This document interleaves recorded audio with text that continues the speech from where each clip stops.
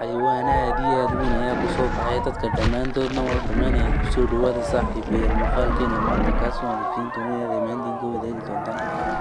كم في قف على قف أيام وقد من دمان دين نقدين تونا أنا بكتب تونتان حتى بالمقال كنا ما نتوه حقوق بلا ما حيوان كان هذه أدوية هي كسوف حيوان البس نمر كانوا وحود سكتين دمان تذكر أميو qofkii ka soo baxba hal mar ayaa wax ku gudbinaya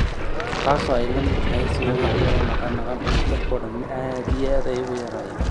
isla markaana qof kasta wuxuu isku dayay inuu ka baxsado xayawaankan aadka u weyn laakiin kama uusan baxsan waayo dhammaan qofkii uu soo dhagaaga dhankiisa ama uu isku dayay inuu wuxuu sameyn jiray inuu aayad afrika inta saaxiibay waxay